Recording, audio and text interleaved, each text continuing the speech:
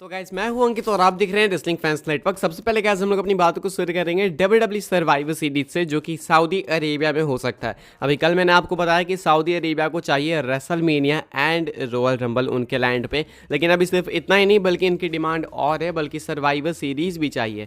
Update का कहना है, following reported interest in hosting the Royal Rumble and WrestleMania, Saudi Arabia में also potentially be interested in hosting WWE Survivor Series in the future. अभी पहले update ये निकल के सामने आई ना कि डब्ल्यूडब्ल्यू सऊदी के रिलेशंस काफ़ी अच्छे हैं, तो ये लोग अपनी डील एक्सपैंड करेंगे। अब एक्सपैंड ऐसा नहीं कि कॉन्ट्रैक्ट लंबा करेंगे, इसी कॉन्ट्रैक्ट में एक स्पेशल एग्रीमेंट लाएंगे जो कि भाई कुछ इन्हेंसमेंट्स प्रॉमिस करेगा। अब ऐसे में एक्सपेक्टेड है कि यहाँ पे और मेजर इवेंट्स डब्ल्यूडब्ल्यू कराएगी, ये ऐसा कुछ डील में कंफर्म करा जाएगा। अब ऐसे में कल हमने सुना कि रॉयल रंबल रेसलमेनिया को लाने की कोशिश है, मेनली इनको जनवरी से लेकर अप्रैल तक का कोई एक मैसिव इवेंट चाहिए, ये बताया गया। लेकिन सिर्फ इतना ही नहीं, अभी कहा जा रहा है रेसलिंग ऑब्जर्वर रेडियो के अंदर मेल्टजर की तरफ से कि इनको सर्वाइवर सीरीज भी चाहिए। पॉसिबली फ्यूचर में सर्वाइवर सीरीज भी सऊदी में हो सकता है, यानी कि जो पहले डोर्स बिल्कुल क्लोज थे, super showdown and crown joule he limited था, अभी लगता है कि डब्ल्यूडब्ल्यू एक्सपैंड करेगी सऊदी में, बिकॉज इन्होंने भाई किंग ऑफ द रिंग भी अनाउंस कर दिया, वहाँ के लिए नाइट ऑफ चैंपियंस भी कराया पिछले साल, एंड अभी एक्सपैंड कर ही रहे हैं। तो अभी के हिसाब से भाई जो पहले रॉयल रंबल रेसलमेनिया के रूमर्स थे वो अभी बढ़ के भाई सर्वाइवर सीरीज के भी हो चुके हैं, एंड बताइए गया है कि इस महीने ये एनहांसमेंट अनाउंस करी जाएगी। तो ये जो अनाउंसमेंट होगी भाई वो काफ़ी हद तक हमें आइडिया दे देगी कि आखिर क्या इन्हेंसमेंट्स है क्या नहीं है, एंड आइडिया लग जाएगा कि कौन से इवेंट्स फ्यूचर में सऊदी के अंदर हो सकते हैं, कौन से नहीं हो सकते हैं। अभी के हिसाब से भाई काफ़ी मिक्स्ड ओपिनियंस हैं इसको लेकर लोगों के, काफ़ी तो नेगेटिव ही हैं। अगर मैं आपको बताऊँ तो 80 से 90% लोग नहीं चाहते हैं कि सऊदी में ऐसे इवेंट्स हो, बिकॉज ये big 4 events survivor series, royal rumble, SummerSlam, WrestleMania, लोग वैसे भी नहीं चाहते कि यूएस वगैरह से बाहर जाए, लेकिन लंदन वगैरह हो गया तो वो फिर भी एक एक्सेप्शन है। लेकिन सऊदी की क्राउड बिल्कुल डेड रहती है, तो वहाँ पर ना ही जाए तो बेटर है, ऐसा मैक्सिमम लोगों का कहना है। अभी के हिसाब से आप इसके बारे में क्या सोचते हो, कमेंट करके बताना। अभी सर्वाइवर सीरीज के भी ऊपर नजरें हैं सऊदी अरेबिया की। आगे बढ़ते हैं गाइस, बात करते हैं अगली स्टोरी के बारे में, जो कि बैकलैश 2024 को लेके। तो भाई अभी तो आप लोग ये जरूर सुनते होंगे, हमेशा सुनते होंगे, आए दिन सुनते होंगे कि डब्ल्यूडब्ल्यू ने ये रिकॉर्ड ब्रेक कर दिया, वो उतने साल पहले का ये रिकॉर्ड टूट गया, वो टूट गया। ऐसी हमेशा आप लोग न्यूज़ वगैरह सुनते होंगे, मैं आपको बताते रहता हूँ। अब देखो ये चीज़ तो होते रहती है, डब्ल्यूडब्ल्यू ऑब्वियसली भाई काफ़ी प्रॉफिट जनरेट कर रही है, लेकिन बैकलैश के टाइम पे, बैकलैश के दौरान डब्ल्यूडब्ल्यू को कुछ लॉस भी हुआ। कैसा लॉस था ये मैं आपको बता दूं, ये मेल्टजर ने बताया है। The Google searches were the lowest for any WW pay per view I have ever seen, that is 1 lakh यानी 100 के। उसके बाद कहना है इनका, it's early so the first week number it's gonna grow, but the first week number it was like 3700। ये पे per view बायस की बात है। अब मैं आपको इसको सिंपल भाषा में बताता हूँ। इनका कहना है कि गूगल पे जो है ना, बैकलैश को ज़्यादा इज्जत नहीं दी गई, यानी कि सर्च बहुत कम करा गया बैकलैश को।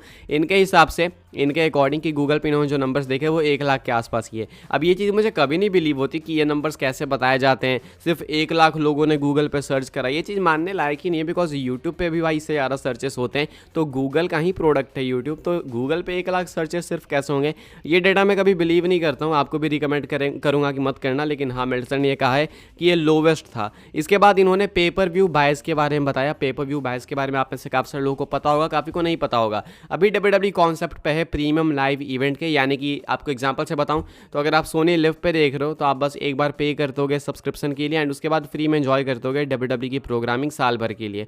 अब ऐसे में भाई ये हो गया पीएलई, प्रीमियम लाइव इवेंट, जो कि आप नेटवर्क की सब्सक्रिप्शन ले रहे हो। लेकिन पीपीवी बायस काफ़ी अलग होते हैं, लाइक आप पे पर व्यू की एक पर्टिकुलर डीवीडी खरीद रहे हो, सीडी खरीद रहे हो, तो उसके लिए आप $50 $60 ऊपर से पे कर रहे हो, तो उसको कहते हैं पे पर व्यू, यानी पे पर व्यू, हर व्यू के लिए पे करो, तो इसको कहते हैं पे पर व्यू बायस। तो ये एक बहुत ही पुराना सिस्टम है, अब ज़्यादा इसको लोग यूज़ नहीं करते हैं, लेकिन स्टिल कुछ लोग खरीदते हैं। तो बैकलैश के लिए काफ़ी कम लोगों ने खरीदा, एंड पहले हफ्ते के नंबर्स बताए हैं मेल्टजर ने कि 3700 हैं, जो कि काफ़ी कम है। अब इसके पीछे का एग्जैक्ट कोई रीज़न नहीं पता, लेकिन आई डोंट थिंक ये कंसिडर करने भी लायक है, फ़र्क नहीं पड़ता इससे उतना, लेकिन स्टिल ये डाउन थे बैकलैश के लिए। आगे बढ़ते हैं गाइस, बात करते हैं अगली स्टोरी के बारे में, जो कि है यूएफसी एंड डब्ल्यूडब्ल्यू के क्रॉसओवर को लेके। तो यूएफसी एंड डब्ल्यूडब्ल्यू के क्रॉसओवर को लेके बातचीत चल रही है। ये बात किसने बताई, ये बात बताई है गाइस डेरिक लेविस ने, जो कि एक यूएफसी टैलेंट है। अब यहाँ पे रिवील करते हैं डेरिक लेविस कि डब्ल्यूडब्ल्यू यूएफसी जो है भाई क्रॉसओवर के लिए बातचीत कर रही है। अपनी रिसेंट प्रेस कॉन्फ्रेंस में इन्होंने बताया कि हमारी बातें फरवरी के टाइम हुई थी, मतलब मैं वहाँ पे जाने भी वाला था डब्ल्यूडब्ल्यू के अंदर, इन्होंने ऐसा कुछ कहा। तो ये कहते हैं कि टॉक से हम लोग करेंगे, बहुत जल्दी कुछ करेंगे क्रॉसओवर के तौर पर। तो ऐसे में क्रॉसओवर हमें देखने को मिल सकता है। अब ये क्रॉसओवर कैसा होगा, क्या ये कोई पर्टिकुलर इवेंट होने वाला है, या फिर सिर्फ एक सुपरस्टार दूसरे में जाएगा, दूसरा तीसरे में जाएगा, ऐसा होगा, आई डोंट नो। लेकिन माइकल चैंडलर रिसेंटली आए थे मंडे नाइट रॉ पे, आपने देखा होगा रेसलमेनिया से पहले, तो वो भी एक क्रॉस ओवर ही था, लेकिन वो उतना मैटर नहीं करता है। मैं क्रॉस ओवर तब कंसीडर करूंगा जब एक यूएफसी टैलेंट आके डब्ल्यूडब्ल्यूई में रेसल करे। केन वेलास्केस के टाइम पे आप कह सकते हो वो एक क्रॉस ओवर था, लेकिन वो उस टाइम यूएफसी के साथ नहीं थे। तो यूएफसी के साथ रहते हुए अगर कोई सुपरस्टार आके रेसल करे तो देन उसको क्रॉस ओवर मानेंगे। अभी के हिसाब से डेरिक लेविस ने कहा है कि बातचीत चालू है। आगे बढ़ते हैं गाइस, बात करते हैं अगली स्टोरी के बारे में, जो कि रिया रिप्ली मामी को लेकर। तो भाई अनफॉर्चुनेटली इंजरी की वजह से इन्होंने अपनी टाइटल वेकेट कर दी एंड अभी ये भाई बाहर हो चुके हैं डब्ल्यूडब्ल्यूई से। अब रिया रिप्ली कब वापस आएंगी इसको लेकर कोई एग्जैक्ट डेट तो नहीं है, लेकिन हाँ माना यह गया था कि कुछ महीने तो इनको ईजिली लगेंगे इंजरी से रिकवर होने में। अब भाई वो तो चलो एक अलग चीज़ है, लेकिन डब्ल्यूडब्ल्यूई स्टोरी के हिसाब से इनको कब वापस ला सकती है, स्टोरी लाइन के हिसाब से, तो उसके अकॉर्डिंग अगर देखा जाए तो शायद 2024 में रिया रिप्ली की वापसी होगी ही नहीं, क्योंकि नीड ही नहीं है। रिया रिप्ली ने ऑलरेडी एक बहुत लंबा रेन दिया है, अब अच्छा था या नहीं था वो आपके ऊपर, आप डिसाइड करो, लेकिन एक लंबा रेन था ये। अब ऐसे में रिया रिप्ली आएंगी 2025 के स्टार्टिंग में, एक्सपेक्टेड ये है स्टोरी के हिसाब से। इंजरी के हिसाब से तो पहले रिकवर हो जाएंगी, लेकिन 2025 के स्टार्टिंग में इसलिए आएंगे because Liv Morgan Becky Lynch की अभी फ्यूड चलेगी। लिव मॉर्गन टाइटल जीतेंगे, उसके बाद वो रेन करेंगी लंबा,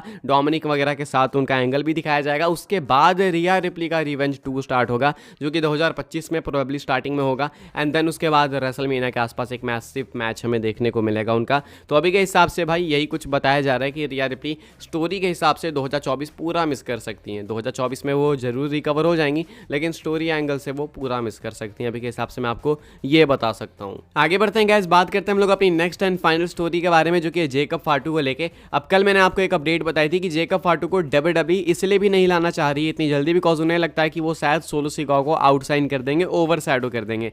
जेकब फाटू के अंदर रेसलिंग स्किल है, प्रोमो स्किल है, हर तरीके से वो सोलो सिकागो को आउटसाइन कर सकते हैं। तो इसलिए डब्ल्यूडब्ल्यूई थोड़ी सी डरी हुई है, कंसर्न है। अब फैंस को जब ये चीज़ मालूम चली तो लोगों का कहना है, फैन ओपिनियन है, काफ़ी ज़्यादा पॉपुलर फैन ओपिनियन है, कि जब इतना ही कुछ है जेकब फाटू के अंदर तो उन्हीं को लीडर बना दो। आखिर अगर आपको लीडर चाहिए तो आप लीडर के लिए क्या देखोगे, यही देखोगे ना कि कंप्लीट पैकेज कौन है। तो जब कंप्लीट पैकेज सोलो है ही नहीं तो फिर सोलो को लीडर ही क्यों बनाना है, एंड ऐसा कंसर्न रखना ही क्यों। कंसर्न की बात ही नहीं है, जिसमें टैलेंट है, कैरिज्मा है, प्रोमो स्किल्स है, रेसलिंग स्किल है, वही आएगा टॉप पे, वही बनेगा लीडर। तो अगर जेकब फाटू में ये सारी चीज़ें सोलो सिक्वास से बेटर है तो सोलो को फिर फोर्सफुली क्यों पुश करना। जेकब फाटू के अंदर अगर ये चीज़ ऑर्गेनिकली है, नेचुरली है, तो उसको ही लाके पुश करो, लीडर बना दो नए ब्लड लाइन का। हालांकि ये चीज़ काफ़ी मेस्डअप हो जाएगी, लेकिन इस पॉइंट में भी भाई कहीं ना कहीं मेरे हिसाब से सेंस बहुत ज़्यादा है कि जब टैलेंट है जेकब फाटू में, हर तरीके से डब्ल्यूडब्ल्यूई को पता है कि वो सोलो सिक्वास से बेटर है, देन व्हाई नॉट। ये क्वेश्चन आएगा जरूर से। अब इसके बारे में आप क्या सोचते हो कमेंट करके बताना, लेकिन इसमें तो कोई डाउट नहीं कि जेकब फाटू एक अच्छे लीडर बनेंगे इस नई ब्लड लाइन के। लेकिन आई थिंक अगर ये होगा तो स्टोरी बहुत ज़्यादा मैस हो जाएगी, बिकॉज इस नई ब्लड लाइन का जो पूरा बेस है वो यही है कि ये रोमन रेंस वाली ब्लड लाइन के अगेंस्ट जाएगी। तो अगर ये आपस में ही लीडरशिप के लिए लड़ेंगे तो फिर वो चीज़ सेंस ही नहीं बनाएगी। क्या सोचते हो आप कमेंट करके बताना। लेकिन हाँ, फैन ओपिनियन काफ़ी पॉपुलर है कि जेकब फाटू को बनना चाहिए ब्लड लाइन का लीडर, सोलो सिकोवा को नहीं। क्या सोचते हो कमेंट करके बताना। वीडियो पसंद है तो वीडियो को लाइक करें, शेयर करें, सब्सक्राइब करें, चैनल को फॉलो कर सकते हैं आप लोग। मुझे इंस्टाग्राम एंड ट्विटर पर लिंक आपको मिल जाएगा डिस्क्रिप्शन में, ज्वाइन कर सकते हैं। व्हाट्सएप चैनल को उसके भी लिंक है डिस्क्रिप्शन में। मिलते हैं अपनी नेक्स्ट ऑफर काफ़ी इंटरेस्टिंग वीडियो में।